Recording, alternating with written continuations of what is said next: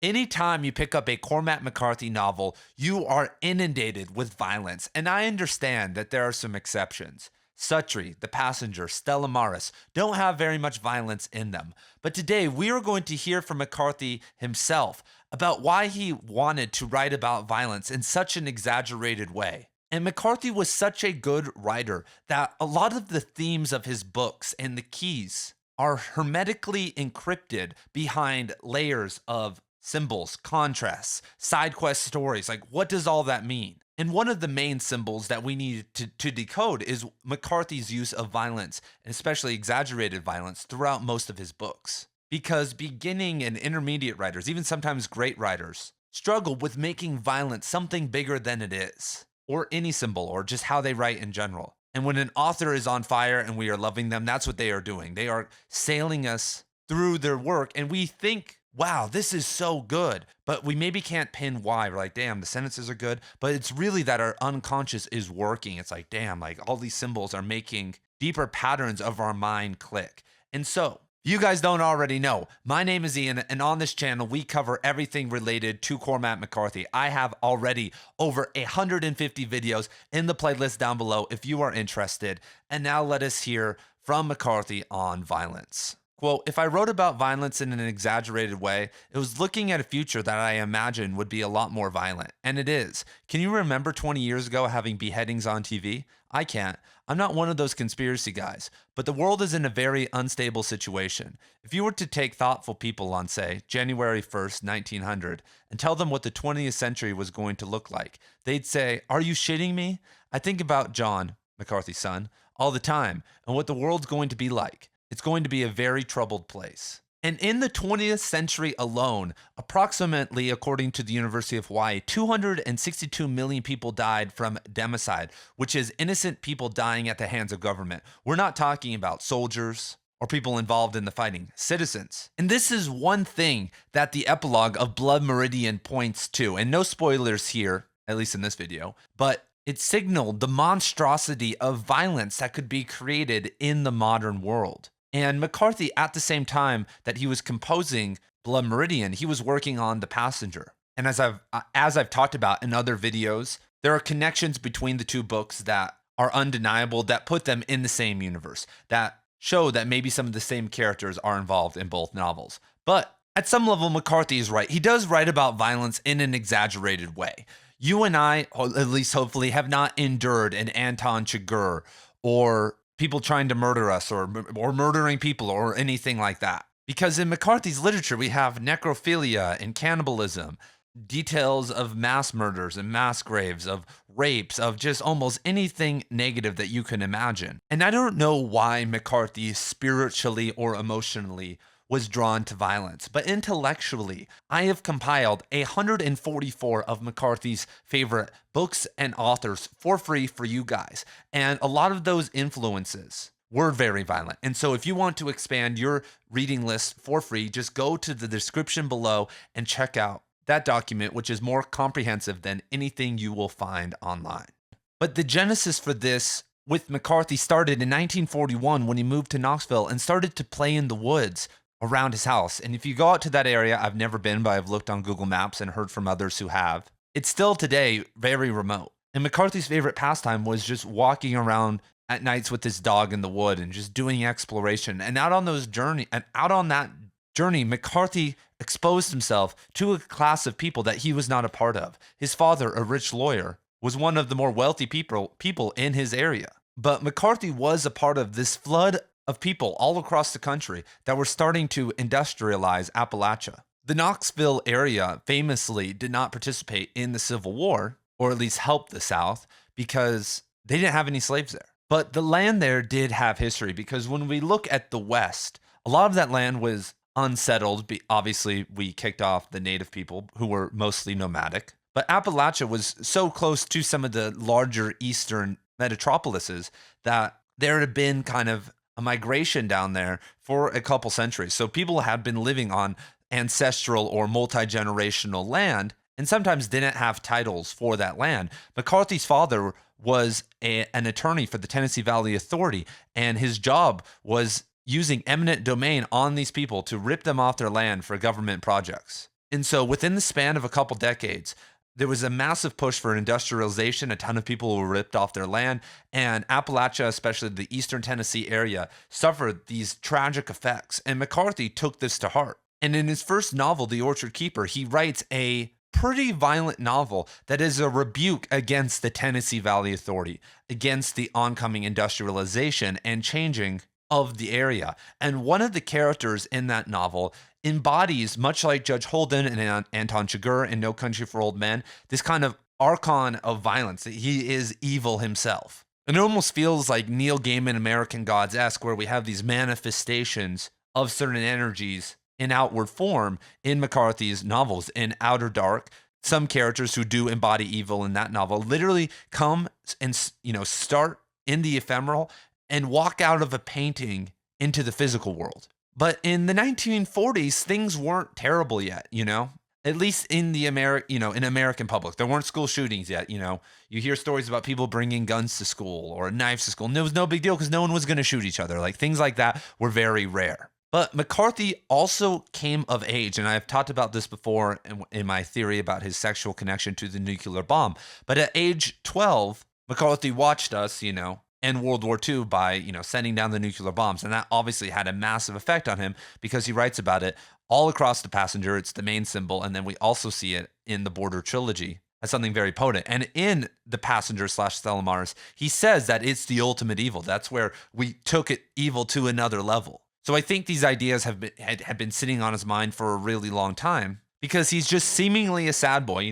Things like this happen all the time. I mean, we live in a world where it almost feels uncontrollable, though. Like today, just stopping progression and certain spaces being destroyed. They've already been destroyed. There's not one great place in America that hasn't at some level already been, seeded with the virus of modern civilization and its malignant elements, whether that's just narcotics or technology, industrialization, any of these things. Which is sad, and I think why McCarthy said in No Country for Old Men, if Satan was going to use something against us, it would be narcotics, because there are, I'm sure, great places where you guys are from or near your area, small towns in Kentucky or Texas that would be a great community. Maybe do have strong citizens that aren't going to let their kids just be iPad, doofuses at 5 years old, but actually want to parent. But then there's heroin and fentanyl or whatever other drug just, openly available. And that just really kind of ruins the entire game plan. And if you have longed to join a community that is into great books and trying to improve their writing, I have launched a book club and a writing group on top of the Cormac McCarthy course and the David Foster Wallace course over on the Write Conscious Substack. But what makes this group different from a lot of the BookTube or other online book groups is that, first of all, for the book club, we are reading 6 to 10 books at a time. Obviously, you don't have to read all of them with us. But I've been a part of groups before and they read 1 or 2 books. But what if you don't like those books? Then you have to wait another month or another 3 months to be interested in something. But by raising the bar and doing 6 to 10 books a month and holding weekly book club calls and daily office hours so that we can talk about the books, you will for sure be interested in at least something we are reading. We will read for the foreseeable future at least 2 Cormac McCarthy books a month and 2 David Foster Wallace books a month, and then 4 to 6 other books a month also. And then our writing group is focused on accountability and kind of building the volume of your work so that you can eventually kind of build an audience in the future. And so this is what it looks like on the inside. Here are some of the books that we are reading this month. We have some Stephen King, some Murakami, some poetry workshopping that we'll be doing. So if you are interested in that, I will see you over there. But if you are not, I'm off from work for the summer, and there will be a ton more free videos on this channel. And McCarthy, of course, romanticizes this period because 6 of his novels take place between 1930 and 1960. Some of his screenplays do also. And McCarthy is a genius as a writer because almost from his first novel, he understood the emotion of longing, which for humans and for writers is one of the most important things. And it's one of these it factors that you seem to be able to do or you're not able to do. And one could say this is why modern publishing or books feel so empty, because we don't have that sense of longing because we have instant access. I'm married, but let's say I was single, I could get on Tinder or go to the bar, go to any of these other networking situations and go and meet someone to date or have sex with or whatever. The same with friendship and community and entertainment and every other aspect of our life. It goes fast. There is nothing that we necessarily have to wait for. And if we do have to wait for something, we can numb ourselves on the way there. If you've ever been nervous about something or there's this big deal, imagine if you had to sit there for months waiting to do something that you knew was going to be a big deal. Or you had to wait a year and not be able to talk to the love of your life or just write occasionally to them in a letter or see them at the market. And these were human emotions that were embedded in us for at least tens of thousands of years, this idea of longing.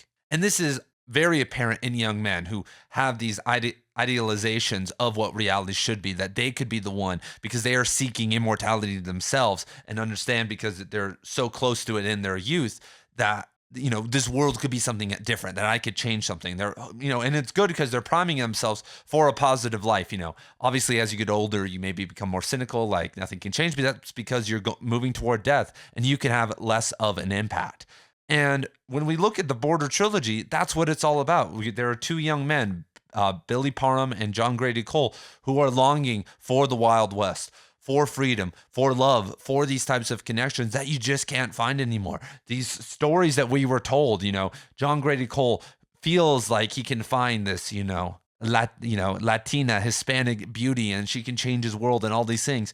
And eventually he longs for it so hard that it causes a bunch of trouble in the novel. And McCarthy was, said this quote in the mid 2000s during the middle of the War on Terror, which at some level was this new beginning for us as a world, because America, this golden icon, finally started to have some of its negative decisions come around. One of the biggest lies we've ever been told, that's been repeated, that, 9/11 or terrorists over in Afghanistan or in the Middle East hated us because of our freedom. They didn't like us for our freedom, what we had, what America as a symbol is. That could be true at like a micro level, but we had been America fucking around in the Middle East with our own color revolutions and the support of Israel and all these other things for decades, more than half a century before 9/11.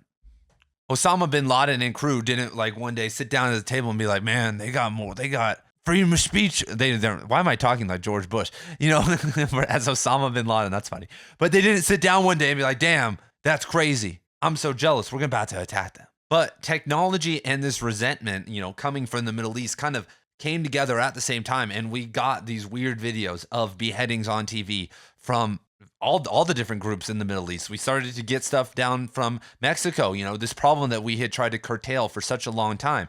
The drug and cartel problem wasn't as big of a deal in the 80s and the 90s. It was, but it wasn't because we didn't need as many drugs. But more people are taking drugs, addicted. The market is bigger than ever. The population is growing. The weapons, military technology that we in other countries develop because of our fear of each other are now able to be used by these cartels against the military. It's turned into an entire disaster. But that's now reared its ugly head. And what makes all this really odd, before we even get to the present day, it's almost like we accept this now. Like in my head, I'm like, we already went through a war with Afghanistan and Iraq, I'm expecting there to be more terrorist events in this country, before I die. But if you ask, a 30-year-old in the 1990s, are you expecting mass terrorist attacks and wars? They'd be like, what the hell are you talking about? And McCarthy hits on this point when he says, if you found thoughtful people in 1900 and told them what was going to happen, they wouldn't be able to believe it. It's really hard to kill 262 million people. People say, I say this,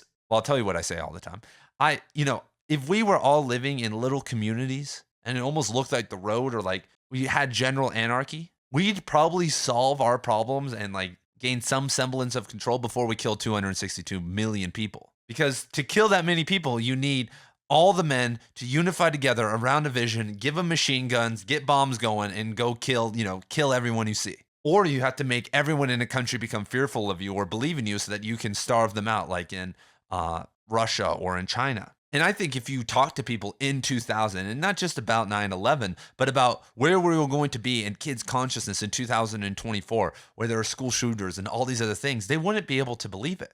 in like the early 1990s, I remember Jello Biafra of the Dead Kennedys arguing against Tipper Gore, Al Gore's wife, on Oprah. It's kind of a fun video about putting explicit labels on music, And Tipper Gore, which is funny now to see a Democrat liberal at that time arguing for this, said that, these labels should be on there because that's bad for families. That's going to lead to the breakdown of the family unit. And now we've basically today almost destroyed that entire concept because we have now the surrogate mother government to be able to take care of us. If you don't have a stable household or any of these things, we've become reliant on that. And that's the start of one of these reasons, once again, kind of rearing its ugly head of why we're becoming more violent. Because when you look at the violence in all of Cormac McCarthy's stories, where does it stem from?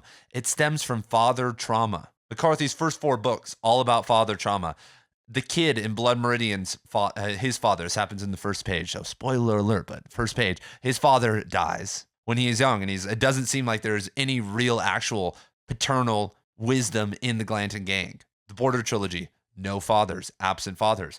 And then as we move on to McCarthy's later novels, obviously he explores fatherhood in The Road, but that's a traumatic situation. The Passenger and Stella Maris are the biggest examples of the sin of the father trope in McCarthy's literature. And then in No Country for Old Men, McCarthy starts to talk about this new evil force that almost can't be contained. Because I don't want to live. I don't, necessarily romanticize growing up in the 1800s or in small town in the early 1900s because it would have been rough. You were most likely going to have to be very religious. Your father would probably beat you, like these types of things. But before media became big, before the radio and the printing press became a big thing, you were checked by the men in your community because that's all you had. That's all you were listening to. Maybe there was obviously the highest authority at the end of the chain, but in general, as a young man or as a man in general, you couldn't escape the scrutinies and the philosophy and the general nature of the people around you. But with books and the radio and kind of the fascist, starting with the fascists and even just with the explosion of ideas and industry in the early 1900s, we started moving away from that. You could be protected. You could be an industrialist and be killing people and ripping people off at a mass scale and not just be protected by bodyguards, but by the government. We started kind of losing that accountability through the court system and kind of the growing nature of, the empire of the United States, the Western world, and China, whoever. And now we let people run around in our country that, saying things or sowing the seeds of chaos that would have been killed earlier. And, that's fine with me. It's, kind of screwed up that we used to kill those people. But as a teacher, high school English teacher, for the past 6 or 7 years, don't even ask me to remember, I have seen the effect of fatherless children or children whose parents don't put them in check. And I'm not saying by beating on them or anything, but just by negligent parents, it's the worst. I would say that's the number one factor. It's not single mothers or trauma or any of this. It's if one parent, any parent, a grandparent, if somebody cares, that's the entire, the kid is going to stop. I remember in high school, I was spiraling out. I was doing things that were getting me in trouble with the law and all this illegal stuff. But what kind of held me back from falling over the edge, where a lot of my friends died or, ended up in prison or having problems, was the community, my family and the community members around me that kind of stopped me from doing that. After making some mistakes, I was like, man, I feel embarrassed. Like these people put a lot of energy into me. I had a coach that really believed in me, and I got involved in a crazy incident that kind of ruined our team's reputation. And I felt so bad about it. Like it changed my life at some level. Like I couldn't even talk to him anymore. Like I avoided him until this day because I felt so bad. But does Lester Ballard in Child of God feel bad? Do a lot of the characters throughout McCarthy's novels, are they in check anymore? Because these male figures also put a stamp on longing. And it sucks. And like every great movie, there's the person who's longing and their parents, are seen as naggers or whatever. But longing with action most of the time ends disastrous because you're longing for something that takes time. So if you start taking massive action alongside your longing and you're young, that's the call to adventure, which most of the time isn't successful. We hear about the success stories or the tragedies, and that's what we love to hear about. But we've now reached a point where a lot of people, including myself, go out into the world and we're unprepared. I remember my call to action, my big adventure was I moved to Oregon to become a ski instructor, and I was living in this little cabin in the woods. Well, it wasn't really a cabin, but anyway, living in these weird apartments that were shaped like a cabin in the woods. There were 9 guys in a 3-bedroom apartment. We were all just like ski bumming and doing this stuff. And it was the craziest adventure. But I made some massive mistakes. And three out of like, I would say the 10 to 12 people in my inner circle died within the year I was there. Others were arrested or hurt themselves because they were just going too crazy while skiing or snowboarding. It was like this chaotic, insane environment.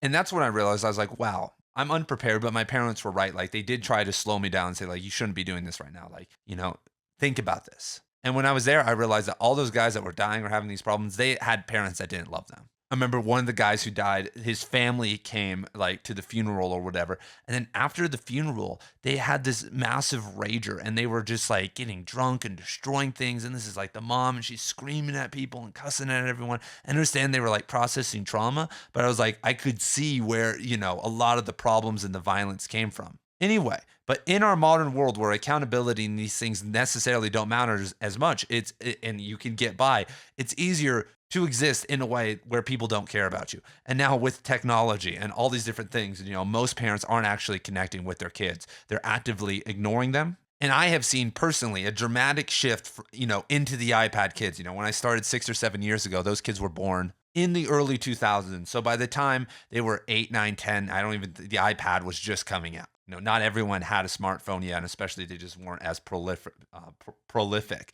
But today with kids who are born in 2010, it's this massive divide. And, with school shooters and all these different things, I think at the ground level, things are becoming more unstable. We once again feel because of our surveillance society and the control system that we are as safe as ever. And we are giving away power all the time to the government, to corporations, to social media sites to have our information and analyze us and be able to control us further. But as someone who talks about solving the problem of violence, we are not doing a good job. I personally can't see us getting better at this as a collective, because the people who are somewhat the champions of the nonviolent side are generally annoying, because we've also lost all autonomy in state politics and like feel like we have no control. The only thing we can do now is protest, is get mad on social media, to be angry. And that's exactly where, the opposition or whoever we want to call them in whatever situation wants the other side to be, because they seem irrational. And most crowds and groups like that are irrational. That's what makes them a mass.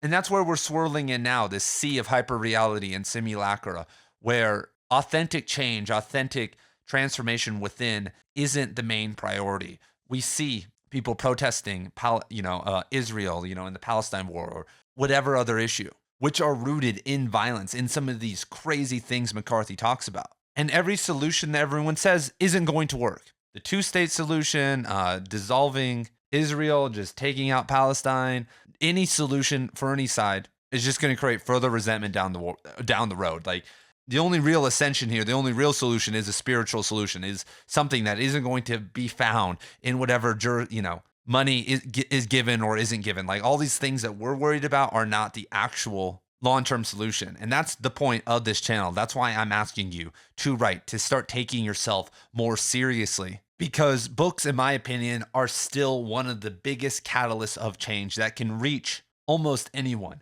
Telling people, hey, you need to start meditating or working out or working on your complex PTSD problems. That's hard. That's way downstream. But having someone start to educate themselves and move away from videos online, from watching Ben Shapiro or whoever is championing Palestine, like, that's how we get out of feeling unstable, is we stop looking externally and start looking within. But most of the time, people are going to have to start in the intellect, because we live in such a rational society, if we're going to create mass change. Because the other modalities of growth, spiritual, physical, and emotional, have so many roadblocks around them that have been programmed by us, into us by media. For instance, like working out. A lot of us, follow the David Goggins, push yourself and work your ass off mentality, which is fine. But most of the time, working out should give us more energy, make us feel way better, and move us toward a deeper connection with like inner subtle body awareness. But when you are taking pre-workout and you have your headphones on and listening to some metal music and you're, I've been there, you've done that before, I'm sure. That isn't kind of deliberate growth in the physical realm, which is possible. A lot of spiritual stuff is blocked, obviously, by the 62% of people in the country that are Christian. Love all my Christians out there. And if you believe you're going to heaven, then good for you. But if for everyone else who doesn't have a golden ticket, There are ways to access mystical states through meditation, through breathing exercises, through yoga, through time spent out in nature, through psychedelic drugs, through fasting, through these types of things that, especially when not connected to a dogmatic, hierarchical, and it doesn't matter if it's hierarchical, but a dogmatic kind of rigid system of religion and viewing kind of the higher and lower energies. You just can't, it's very hard to do that within Christianity. I understand people have done it. I understand in Eastern Orthodoxy, there's this idea of theosis, of trying to connect with God. But when you look at any of the application of actually integrating or obtaining mystical states given by Christians, they are pale in comparison. They almost are like a finger painting compared to an IMAX television in terms of effectiveness, because that's not the main purpose in a Christian-centric point of view. It's not trying to connect with God or mystical states, which they don't call that, at the deepest level. Because when you do that, you connect with Satan, because when you start going deep, you're eventually going to have a confrontation with your shadow self. You may go off the deep end. Some people are going to go crazy, when they take psychedelics, or there are people who get lost along the way. And that's mostly because they don't have good support them around them, or have PTSD or things like that. But there's a taboo there, like, don't do that. That's going to make you question things, and it's going to make you question everything. But at the end of it, if you succeed, you're going to be a nonviolent, animate human being. And then in the emotional realm, we are obviously stunted by advertisements and just from general connection itself, because it's so intimate, it's so vulnerable. You have to, when you hit a certain level of emotionality, what do you feel? You feel and know that everyone is you. And I don't mean just in some spiritual, I mean like actually, that we're all one consciousness if you go deep enough into kind of the spiritual, emotional realm. And that fucks with a lot of people, because suddenly you have to forgive people. Suddenly that's you berating yourself. Like, it turns into this weird mind game. You're like, holy shit, what am I going to do here? And it starts to dissolve away division. And we're, all marketing is in the government, which is marketing their services, their importance, is all based on division, Girardian mimetic desire. It's the mimetic rivalry. And eventually on that wheel, there has to be a ritual. There has to be this enemy that we maybe ritualistically go to war with. Or at every single high school, there's always a rival school. Even though it's just a bunch of the same kids and they're all in the same district, it's basically the same exact thing.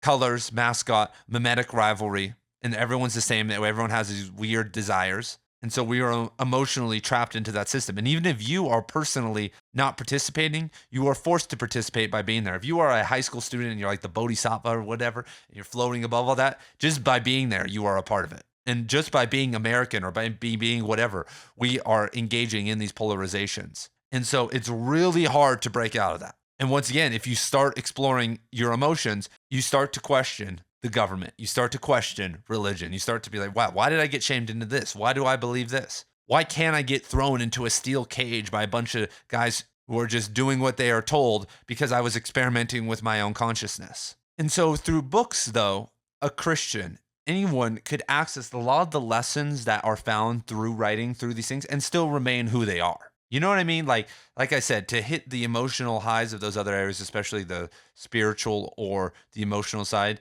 you may have to lose your religion. But I know a ton of people who are as intellectually sound and think or write or do whatever as beautifully as you can, and they're Christians. Because Christianity, because of apologetics and other things, has been inundated in thought, and the trivia method and the Jesuit schools and the Catholic schools and like their rich tradition of education in Christianity and the importance of education and knowledge in like Europe, really lends itself well to progressing there. And I think that's why we have an advantage. I think people are open-minded when, someone walks into a yoga class or sees a guy meditating, they have a lot of preconceived notions. But when someone starts to read a book, especially a fiction book, and kind of gets drawn in, they open themselves up a little bit.